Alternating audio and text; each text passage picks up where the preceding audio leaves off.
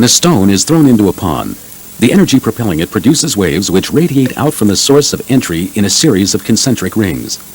A similar phenomenon occurs when alternating electrical current travels along a wire. Only here, the resultant waves are electromagnetic in nature. In radio, an antenna functions as one very large wire to radiate these electromagnetic signals. But to first produce these signals, a transmitter must oscillate or move the electricity back and forth at a rapid rate. This back and forth movement of electricity generates the electromagnetic signal radiated from the antenna. That's not all. The transmitter also amplifies the signal, giving it sufficient strength to send it out from the antenna and into space. This amplification is similar to using greater force or throwing a larger stone into the pond. The added energy transfer causes the waves to move further across the water. If the waves pass an object in the water, such as a branch or leaf, the object moves in concert with the waves. So it is whenever a transmitted electromagnetic signal passes a receiving antenna. This signal or wave induces a small electrical current, which moves back and forth along the antenna in time with the oscillations of the electromagnetic wave. Although this current is much weaker than the one in the transmitting antenna, the receiving antenna can pick it up.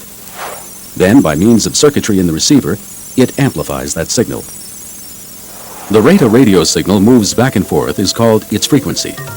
It's measured in hertz. One complete cycle of oscillation equates to 1 hertz. Most radio frequencies have millions of cycles, or megahertz per second.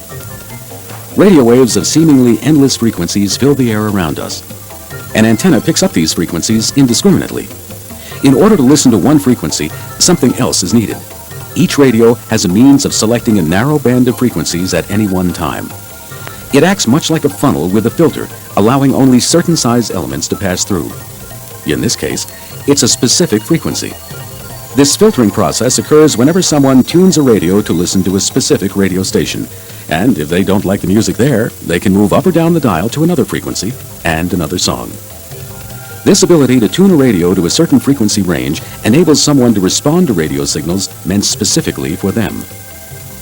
For wireless communications to occur between 2 points, a simple radio system requires a few fundamental components, namely, a transmitter to send the message and a receiver to pick it up.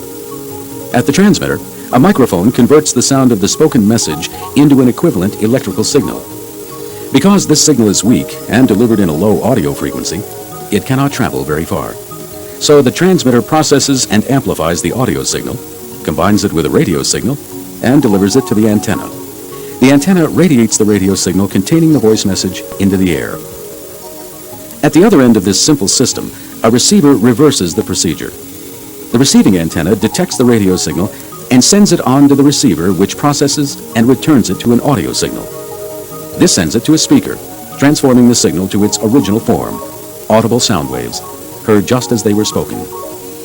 This system allows a person at one site, such as an office building, to communicate with another person, perhaps riding in a vehicle located many miles away. The process of combining an audio signal with a radio signal is called modulation. In this process, the message or voice signal is impressed on a radio frequency or RF signal.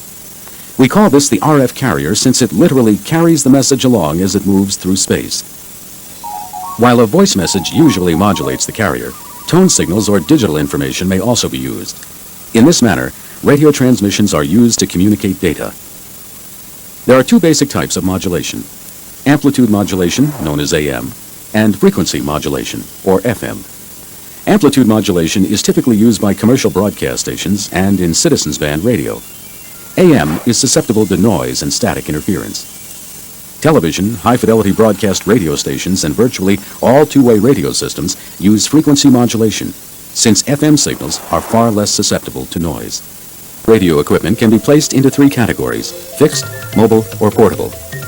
Fixed equipment refers to the radio equipment positioned at a central site like an office or headquarters, where a manager or dispatcher maintains control by communicating to a field force. The radio equipment at such a site is called a base station. A base station includes a transmitter, receiver, power supply, and typically has a built-in speaker. A standard power source from a wall socket usually powers the equipment. A base station requires a microphone and antenna, and includes all necessary controls which usually appear on the front panel. These include the on-off power switch and volume control. Depending on the types of options available on the radio, there may be additional controls as well. There are 3 types of base station control configurations to consider depending on the location of the antenna site. These are local control, extended local control, and remote control. A local control base station is used when the dispatch position is close to the antenna site. Here, the entire radio unit usually sits on the dispatcher's desk. Extended local control may be used in situations where the dispatch point is up to 1,000 feet from the antenna. In these situations, the antenna site houses the transmitter, receiver, and radio power supply sections, while the radio's controls reside in a separate unit at the dispatcher's position. A wireline cable connects the two. A remote control configuration is required when more than 1,000 feet separates the antenna site from the dispatch position. In this instance, it may be necessary to use wireline, or at least telephone lines, to connect the radio's transmitter and receiver with the control unit at the dispatch point. A remote control module is added to the base unit to interface with the wire lines. A base station can have more than one remote control unit, allowing it to be controlled by different people from several locations, such as shipping, expediting, and management. While the base station or fixed equipment forms the communication hub, its spokes radiate to the mobiles and portables in the field. A mobile is a two-way radio installed in a vehicle. Its power comes from that vehicle's battery. Most mobile radios are compact enough to mount under or near the dash. In some applications, the mobile's transmitter and receiver mount in the trunk. A small control head attached to the dash contains the radio's controls. The control head connects to the main radio unit with cables. An external speaker is also available for mounting under the dash. A portable radio is a unit small enough for a person to carry on the job. A portable radio gets its power from a self-contained battery. The portable unit comes complete with a transmitter, receiver, built-in speaker, microphone, and an antenna attached to the top. In a basic two-way radio system, a microphone converts a voice message into an audio signal, which is sent to a transmitter. By a process known as modulation, the transmitter combines the audio signal from the microphone with a high-frequency radio signal. This is called a carrier, since it carries or transports the voice signal. The modulated carrier signal is sent to the antenna, which in turn radiates it for reception by other radios. The receiving radio's antennas detect a portion of the radiated carrier. The antenna sends this modulated carrier to the receiver, which demodulates or removes the audio signal from the carrier. It then moves to the speaker, which transforms the electrical signal into audible sound. If the receiving radio user wishes to respond to the message, the process reverses. This basic two-way configuration describes a single-frequency simplex system. It is the simplest form of radio communications. A simplex system consists of two or more radio units operating on a single frequency. Both the transmitter and the receiver share the same frequency. One unit may be a base station. One or more may be mobiles or portables. Because every unit transmits and receives on the same frequency, users cannot talk and listen simultaneously. Simplex means transmission in only one direction at a time. We can equate a simplex operation to two trains traveling in opposite directions while sharing the same section of track. The eastbound train must wait until the westbound train passes. The eastbound train can then be switched onto the common section of track and proceed. If both trains were on the track at the same time, they would collide. This is true when transmitting and receiving in a simplex system. Two-frequency simplex is another type of radio system. In this system, the transmitters operate on one frequency, while the receivers operate on another. This is used when the dispatcher must maintain system control. In such a case, the base station transmits on frequency 1, and the mobiles receive on frequency 1. Likewise, the mobile transmits on frequency 2, and the base station receives on frequency 2. The mobile units cannot talk to or hear each other because their receivers operate on a different frequency than their transmitters. The dispatcher is the only person who can hear all traffic. A radio repeater is yet another system. This is a special type of base station remotely located from the system's base of operations. The repeater consists of a transmitter and receiver, just as any base station. However, it operates a little differently. When the repeater receives a signal from the base station or a mobile unit, it immediately retransmits or repeats that signal. In this fashion, it acts as a relay. The repeater operation is called duplex because it can receive and transmit at the same time, much as when someone talks on the telephone. Properly located on a high building, tower, or mountaintop, a radio repeater will increase the operating range of the communication system. In addition, A repeater can put a radio signal into what would otherwise be dead spots, normally inaccessible with a typical two-way radio system. A radio repeater is an excellent way for extending a system's range and improving mobile-to-mobile, portable-to-portable, or base-to-mobile and portable communications. The most common type of repeater system relays messages between mobile or portable units. Here, the mobile transmitters operate on one frequency and the mobile receivers operate on another. The repeater transmitter operates on the mobile unit's receiver frequency. When the repeater receives a signal from a mobile, its transmitter turns on and retransmits the message, typically at a higher power and from a better vantage point than the mobile's originating transmission. In this system, all mobiles and portables communicate through the repeater. In some systems, the radio unit has an additional frequency that switches to transmit on the receiver's frequency. This permits mobile-to-mobile or portable-to-portable communications and allows radio units to talk with one another when they are out of range of the repeater. This is called repeater talk-around. Carrier or noise-compensated squelch prevents hearing noise in the speaker when there are no transmissions occurring.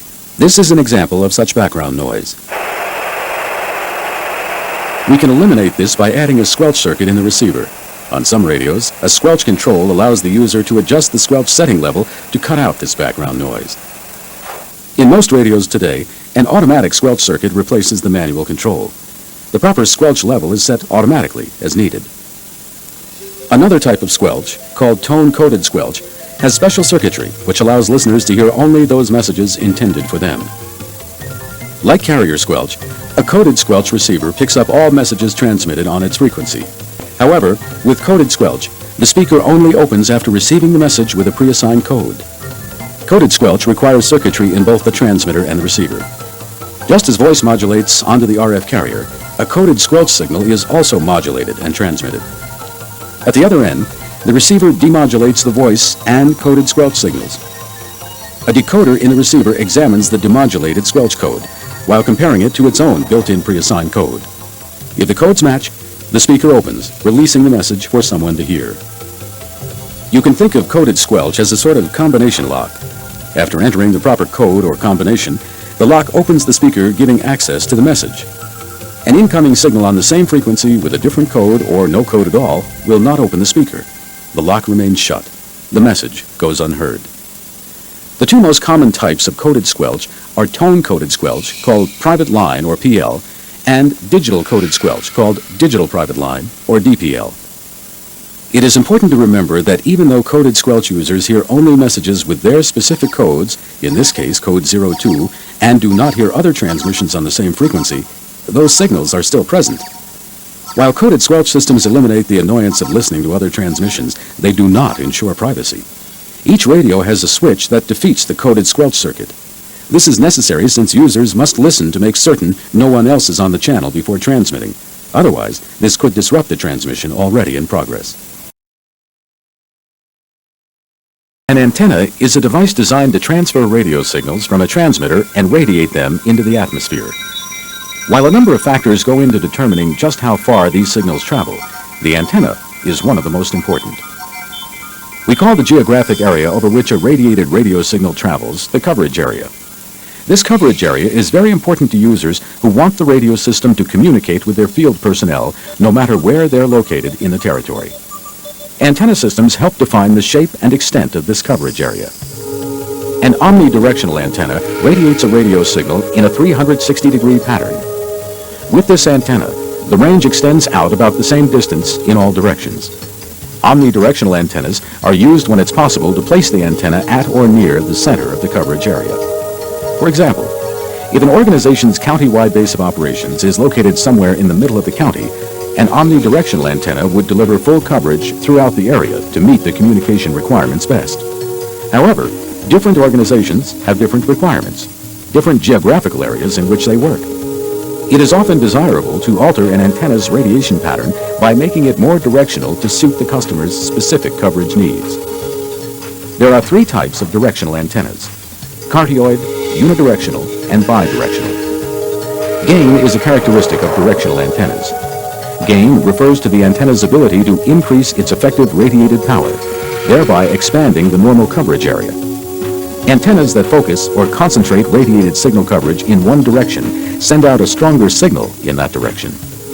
As a result, signal strength increases or gains in the direction of the concentration.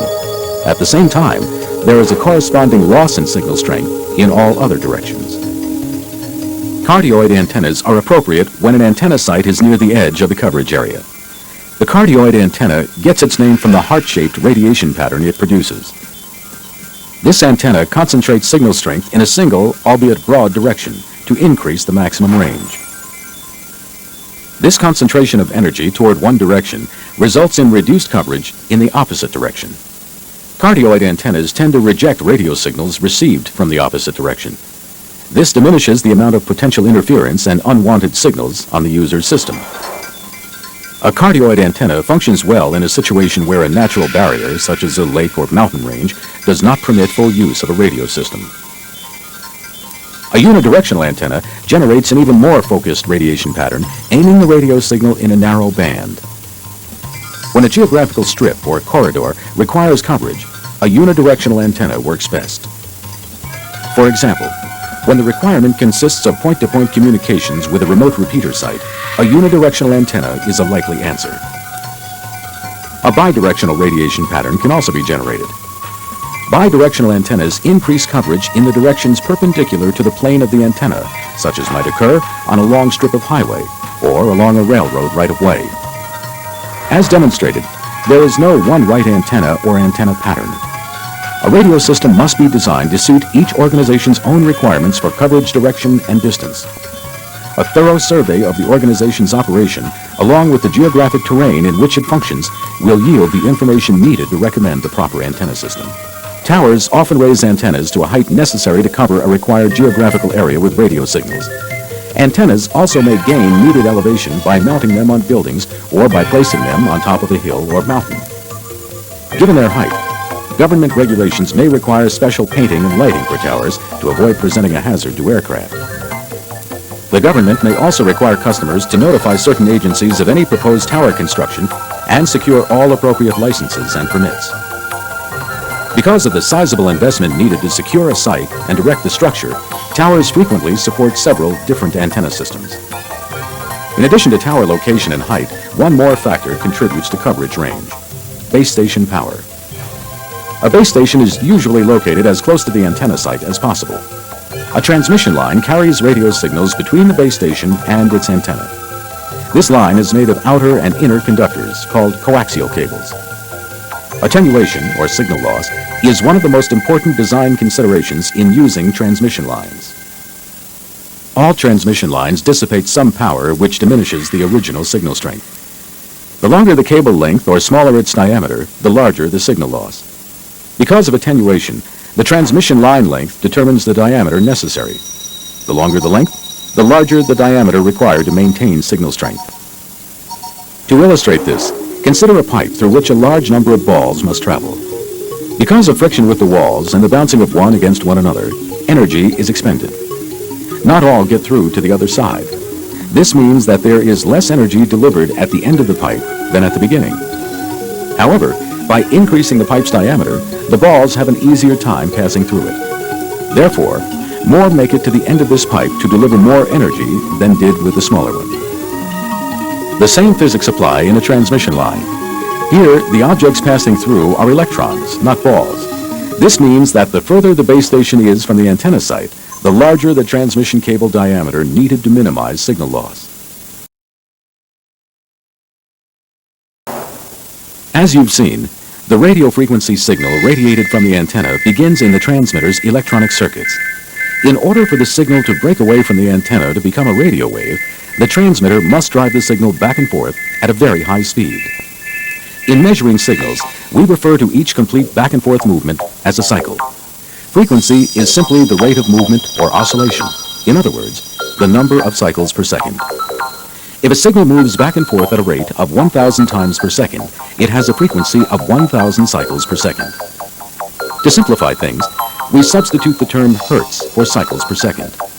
So in this example, the frequency would be 1,000 hertz. Two-way radio signals occur in a range of millions of cycles per second. Again, for simplification, we refer to this as megahertz and abbreviate it as MHz. You'll encounter other terms in examining frequencies. For example, kilohertz, which is 1,000 hertz, and gigahertz, or 1 billion hertz. The electromagnetic spectrum is the total range of frequencies of electromagnetic radiation. It extends from the lowest audio waves to the highest light waves.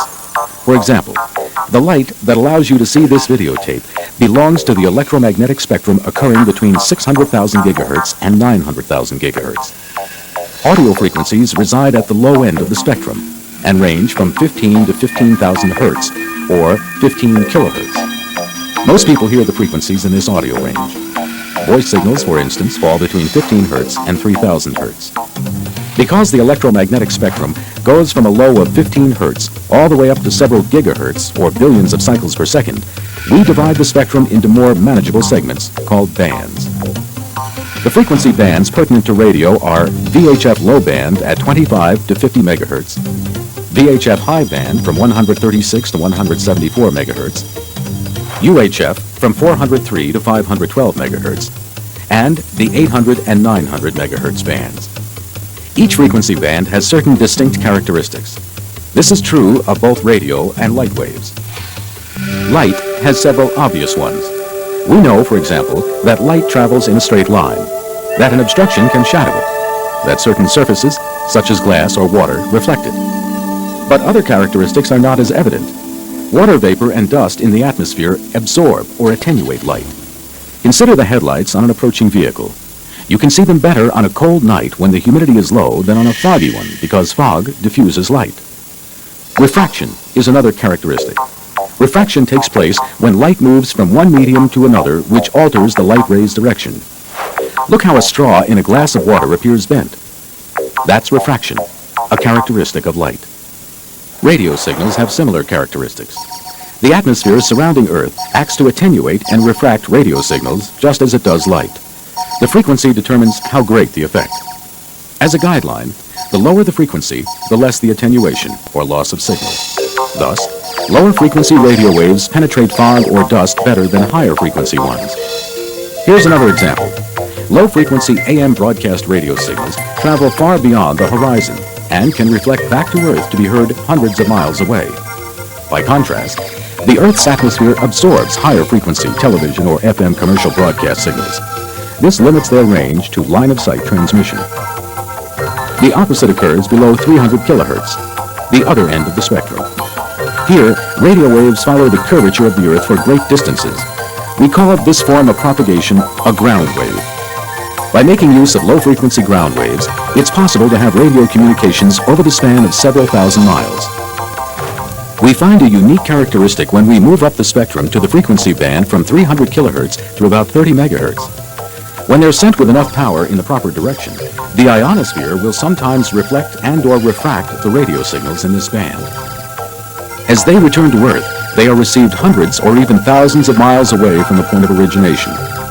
We call this characteristic skip and use the term sky waves to label the radio signals having this reflective property.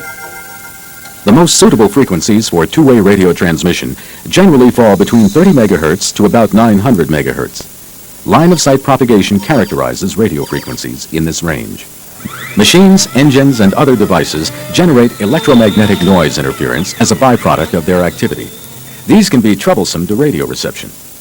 Because such noise occurs in the lower frequency ranges, VHF low-band signals are very susceptible to this type of interference. VHF high-band signals, by comparison, have minimal susceptibility to noise interference, while UHF and 800-900 megahertz signals have virtually none. Obviously, low band is not a good choice when operating in a high-noise area. Next, consider range characteristics. In rural areas, VHF low-band signals have the best range. Their low frequencies tend to follow the curvature of the Earth for long distances. While not the equal of low band, the range characteristics for VHF high band in this setting are also good. The UHF band and 800-900 megahertz bands have only fair characteristics for range. Foliage and terrain common to rural areas attenuate signals in these frequency bands. From this, we can see that the VHF bands offer the best choices for rural areas. The situation is a little different when considering suburban areas. Here, VHF low-band signals have the good range characteristics. VHF high-band signals have excellent ones. The UHF band rates a good, while the range characteristics for 800-900 megahertz bands is only fair. Radio in urban areas differs dramatically. The range for VHF low-band signals is quite poor here since they cannot penetrate the many buildings. Noise interference is high in these areas, which affects low-band signals. VHF high-band signals work better, having good range characteristics. The UHF band and 800-900 megahertz bands are better still. Because their signals bounce off of and penetrate buildings, they have excellent urban range characteristics. From this comparison, you can see that low band is not a good choice for use in urban locations. Selecting a frequency band requires making many compromises. There are two general rules to aid in decision-making. First, as the frequency increases, range decreases, but so does the ambient electrical noise. Second, reflections from buildings increase with frequency. By following these general rules, we can say that low-band VHF is generally more suited for large rural areas. High-band VHF for suburban and those mixed urban-rural areas. With UHF and 800-900 megahertz bands most suited for pure urban applications. Each of these radio frequency bands is further divided into many sub-bands. These are assigned to users depending on the type of operation or application. For example, mobile cellular users in the United States are assigned to frequencies in the 824 to 849 megahertz range. First step in selecting a frequency band is to determine where the radio system will be used. For example, assume a user wants to talk from a base station to a mobile radio. If the user is located in a medium-sized community of, say, 100,000 to 200,000 people and desires coverage over a portion of the city along with the surrounding suburban area, chances are a VHF high-band frequency, if available, meets the requirements best. If the user desires coverage of the downtown area of a larger city and has a high antenna site, such as a tall building available, UHF is the appropriate band to select. The reason? Radio waves in the UHF frequencies radiate effectively in and around tall buildings. By contrast, if the user operates in a rural area and wants coverage throughout a large portion of that area, a VHF low band is their best choice. The factors affecting frequency band selection include the availability of antenna sites, future expansion of the area, the electromagnetic noise environment, and, of course, frequency availability. After selecting the frequency band, it is time to consider the antenna. Antennas radiate energy in all directions, much like a light bulb radiates light. A mobile radio moving away from the transmitting antenna receives less radiated energy as the separation distance increases. The distance from the antenna to the furthest point communications can take place is known as a radio system's range. As a radio moves away from the base antenna, signal strength weakens.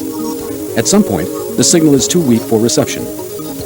Conversely, the mobile cannot generate enough energy from its own antenna to reach the base station. When this occurs, that radio has reached the limits of its range. If you think of range as the radius of a circle, the circle itself defines the coverage area. When drawn on a map, this circle indicates the radio system's usable area. Many different factors affect coverage. Base station antenna height and location are the most critical, since a radio system's range is theoretically limited to the horizon, as seen by the antenna. Basically, the higher an antenna rises above the ground, the greater the coverage area. Because the radio waves follow a line-of-sight path, terrain variations can impede communications. Hills and valleys create shadows or communication holes in the coverage area. Tall buildings may have the same effect. In these cases, raising the antenna height eliminates most of the hole. Antenna height, to a large extent, solves terrain problems. Location is also important.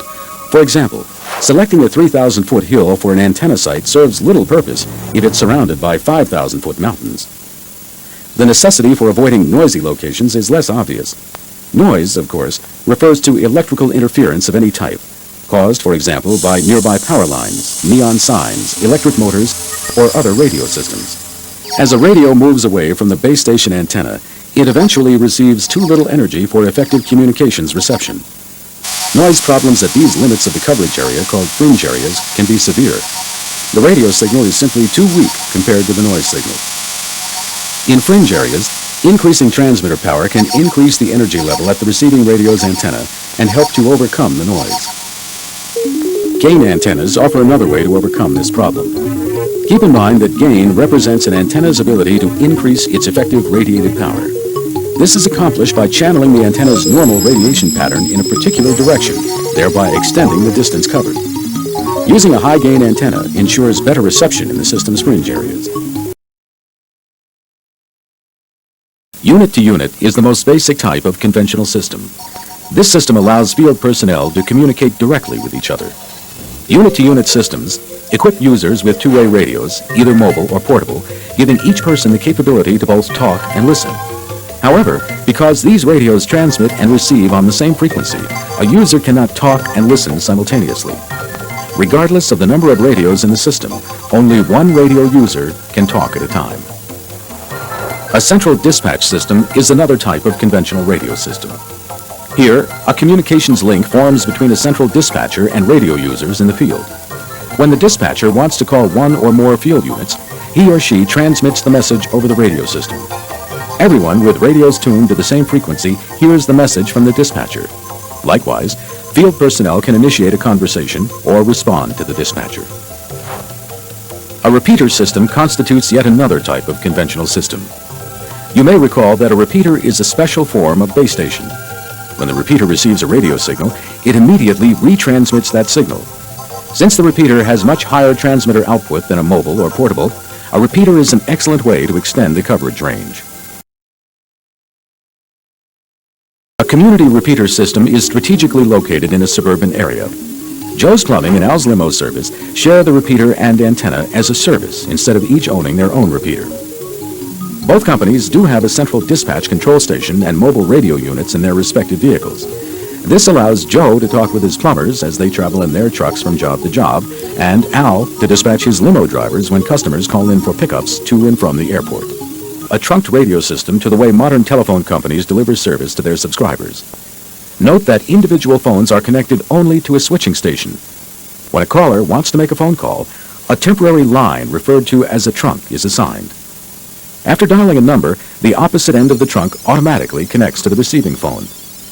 Since the two parties have exclusive use of the assigned trunk, they can talk without other parties hearing them. In addition, other people have the freedom to make their own calls through different assigned trunks. When the first two callers finish, the trunk assigned to them becomes available for additional calls.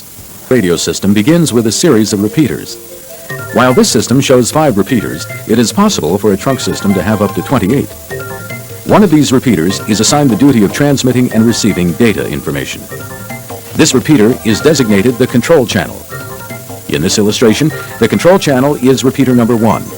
All others function as voice channels. Connected to the repeaters is a central controller, a computer that acts much like a traffic cop. It processes all inbound and outbound data. When receiving a request for a voice channel, it assigns an available repeater. A trunked system divides users into groups. Each user group may consist of a control station at the dispatch point and a mixture of mobile and portable radios. All trunked radios have the capability of switching to the frequencies of any of the repeaters in the system. They also contain a unique code word, identifying each unit and indicating to which user group the radio belongs. Let's assume that this trunking system is in the idle mode, and repeater number 1 is the designated control channel. The idle mode occurs when no users are talking and all their radios monitor the data sent by the control channel. During idle, the central controller consistently sends out data signals over the control channel. All user radios receive these data signals so they know which channel to monitor as the control channel. The central controller also monitors the control channel to determine if anyone wants to make a call. This all happens automatically. If a radio unit in user group B initiates a call by keying the microphone, a burst of data identifying that individual radio and its user group is automatically sent to the control channel, indicating a unit in user group B is making a call request. In less than a half second, the call request is sent through the control channel to the central controller, where it processes the call request and assigns one of the idle voice channels to the entire user group. In this case, repeater number 5. At this point, the channel assignment is transmitted as a burst of data over the control channel back to the radios. Next, each radio in the user group automatically switches to the assigned voice channel frequency and listens to the message. Remember, all this takes place in less than a half a second, in time to receive the caller's first words. All other radios not designated as members of User Group B ignore the data and continue to monitor the control channel. Finally, when the call is completed, the radios in User Group B switch back to the control channel frequency and once again continue to receive the data signals from the central controller. In a similar manner, if someone in User Group A initiates a call to transmit a message, the control channel assigns one of the idle repeaters to the radios in that group. Because each user group is assigned a different repeater with a different frequency, Group A will not hear User Group B transmissions, nor will B hear A's transmissions. In a conventional system with 3 independent channels, assume that user groups A, B, and C are assigned to repeater 1, groups D and E to repeater 2, and groups F, G, and H go to repeater 3. During a typical scenario, user group A talks on repeater 1. Repeater 2 is open, but only groups D and E can use it. User group G uses repeater 3. In this situation, if group B needs to communicate, it must wait until A finishes, even though repeater 2 is open. Now, consider the identical situation in a trunk system, with repeater 1 assigned to user group A and repeater 3 to G. Group B can now communicate using repeater 2. This is possible since all user groups share the repeaters which are assigned, when available, to requesting users. Government agencies often operate trunked radio systems where different departments such as police and fire share the same infrastructure but function as different user groups. Trunking is also applicable for shared or public use. In these applications, different organizations like taxicab companies, contractors, and delivery firms are assigned as different user groups sharing the same radio system. Their billing charges for radio service reflect their individual use of the system. Consists of a paging encoder, a radio transmitter, and individual pagers with built-in radio receiver and decoder. Each pager has a specific digital address code unique to that pager. It is much like a mailing address with a number, a street name, and a zip code. To send a page, the caller enters the user's address code into the paging encoder. This code is transmitted over the air, much like a voice message, except it goes out as digital information rather than an audio signal. Each pager has a receiver and a digital decoder with a specific address code programmed into it. The pager compares the received code to its address code. If they match, the page is received, alerting the user. If the codes do not match, the page does not pass through the decoder. Nothing happens to alert the individual. Suppose a courier driver needs to call a customer for directions.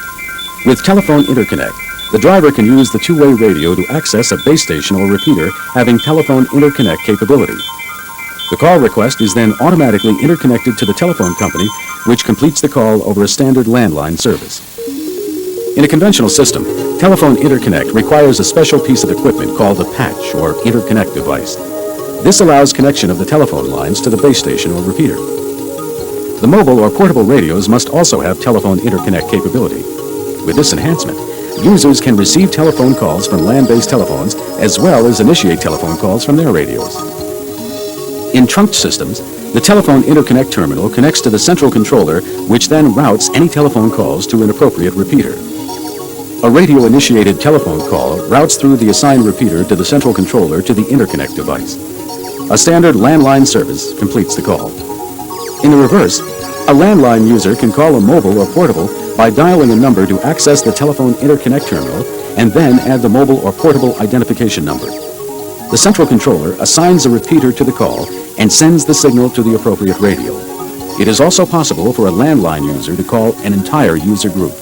In conventional two-way radio systems, RF channels commonly carry voice messages. However, these same RF channels can also carry digital signal transmissions. In order to send and receive digital stat alert messages, the radios must contain digital encoding and decoding circuitry. A typical voice message may last 15 to 20 seconds by the time the caller identifies him or herself, states the message, and then receives an acknowledgement that the message was received and understood. By contrast, that same message can be sent in fractions of a second as a digital signal. What's more, since digital signals have built-in error detection and correction capability, the messages are always accurately received. A stat alert message also includes the sending unit's identification. If there are no errors when the base station receives the message, it automatically returns an acknowledgement to the sending unit. If there is an error, or if the message did not get through, the sending unit will not receive the acknowledgement and will automatically retransmit the message until it receives the acknowledgement. StatAlert signaling has several noteworthy features to include Vehicle ID, which displays the sending unit's identification on the dispatch control unit. Status change that automatically displays the unit's status, such as at job site, on the dispatcher's screen. Emergency alarm, which by simply pressing a button sends an emergency signal to alert the dispatcher of a critical situation. Call alert, to let the dispatcher leave a page of the drivers away from the vehicle. And voice selective calling, permitting the dispatcher to send voice messages to selected individual radios in the field. These features combine to make StatAlert a state-of-the-art advanced signaling enhancement, providing more efficient and effective communications for conventional system users. Instead of sending a two-way voice message as an analog signal, SecureNet first converts the analog voice signal to a digital signal. Once in this digital format, SecureNet uses an electronic code key to encrypt or code the signal. When fully encrypted, the digital coded message is transmitted. Receiving radios have an electronic code key that checks for the correct code and then decrypts or decodes the message.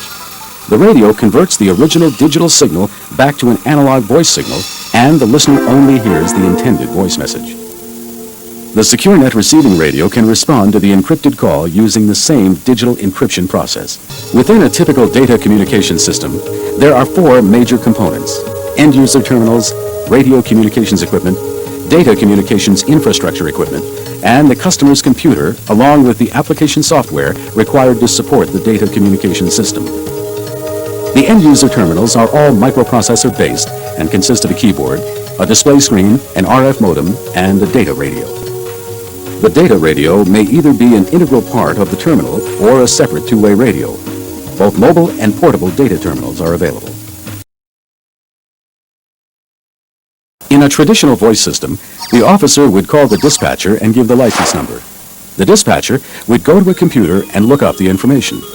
The dispatcher would then call back the police officer, verbally relating the information found in the computer files. This may take several minutes, and depending on the amount of voice traffic on the system, maybe even longer. In a dangerous situation, this could be a few minutes too long. In a data communication system, by comparison, the officer simply enters the license plate number on the terminal and presses the inquiry button. The radio sends the data request to the base station, which routes it through the data infrastructure directly to the computer. The computer accesses the appropriate file and automatically sends the information back through the system directly to the officer's data terminal, which displays the information on the screen. It all occurs in just a few seconds. Simulcast utilizes multiple remote transmitter and receiver sites to extend coverage of the system. Each remote site uses repeaters with identical frequencies to those at the prime site. A dedicated microwave or fiber optic link is required for inter-site communications. Because these sites are linked together, whenever a user transmits a signal at any one site, all of the sites automatically retransmit the signal simultaneously. In this manner, the entire coverage area receives the transmitted message.